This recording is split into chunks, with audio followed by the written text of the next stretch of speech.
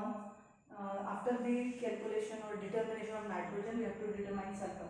Now, during determination of sulfur, we have to keep one thing in mind, that whenever sulfur comes in contact with any heat or oxygen, at that time we can get its sulfates, SO3, SO4, SO2, like that. So, by keeping that thing in mind, sulfur is burned in presence of this nitric acid. So whenever it comes in contact with nitric acid and oxygen, sulfur will give sulfate, and nitrogen, that nitric acid, provide that sulfate hydrogen. So in this way, here there is a formation of sulfuric acid. So whenever a sample of coal comes in contact with oxygen in burning process, there is a formation of sulfates, and that sulfates, when come in contact with such type of acidic form of the any acid, we can get sulfuric acid. That sulfuric acid is formed. Then we have given to that sulfuric acid the washings of barium sulfate, barium chloride, sorry. So barium chloride's washings are given to the H2SO4. By that H2SO4 is eagerly reacted with this BaCl2 to replace it. So in this way, BaSO4 is formed. This BaSO4 is having its molecular weight 233. Barium 137, sulfur 32, and oxygen 16 each, that is 64. So in this way, molecular weight of barium sulfate is 233. From that, we have to calculate percentage of sulfur. So percentage of sulfur is equal to molecular weight of sulfur upon molecular weight of barium sulfate, because in that only presence of sulfur is there, into now weight of this BaSO4.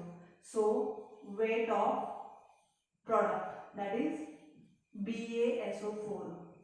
You can write like this, weight of BaSO4 upon total weight of coal sample which was taken at first. So here total weight of coal into 100. So into to this 100.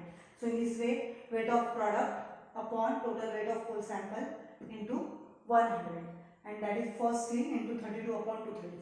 In this way, we can calculate percentage of sulfur very easily. Now, next, last is to determine presence of oxygen. So, which pure fixed oxygen which is present there is to be determined. So, after this determination, we will see significance of each step. Now, fourth, presence of oxygen. Presence of oxygen. So, in this presence of oxygen, simply at first what we have calculated, percentage of sulfur, percentage of nitrogen, percentage of hydrogen, and percentage of carbon. So, as it was the percentages, we can easily calculate percentage of oxygen. So, percentage of oxygen is equal to, like this, 100 minus percentage of carbon plus percentage of hydrogen plus percentage of nitrogen plus percentage of sulfur. So in this way we can calculate percentage of oxygen simply.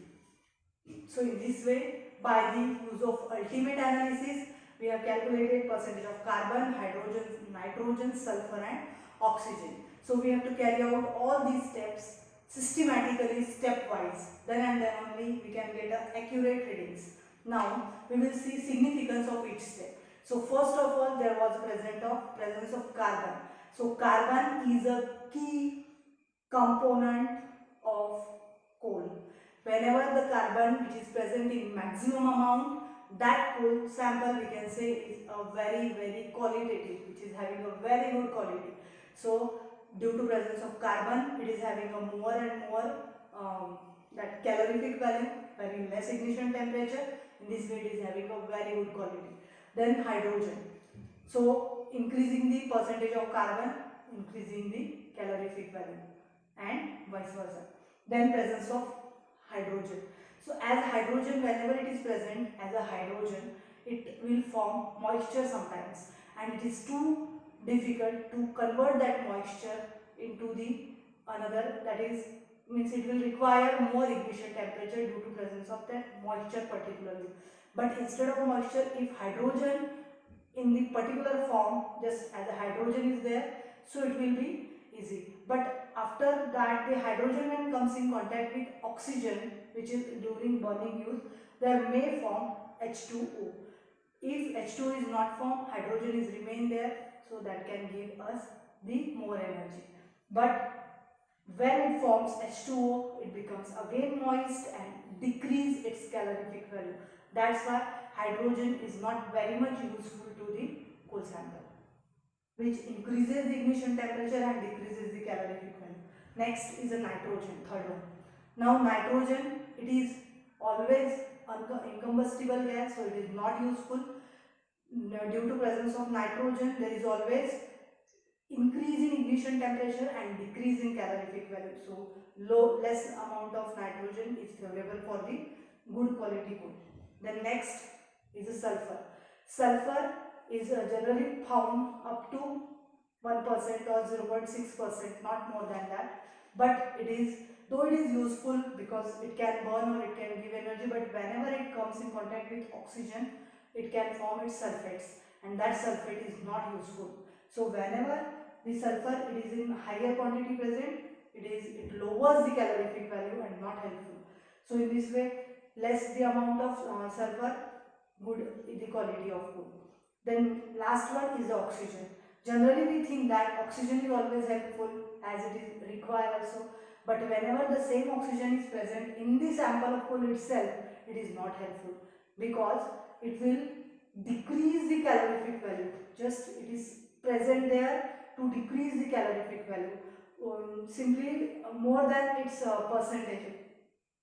When the particular amount of oxygen is present, it will decrease a particular fixed amount of more than that the calorific value. So oxygen is not helpful also for the increase in calorific value. In this way, those all the significance we have seen. Thank you.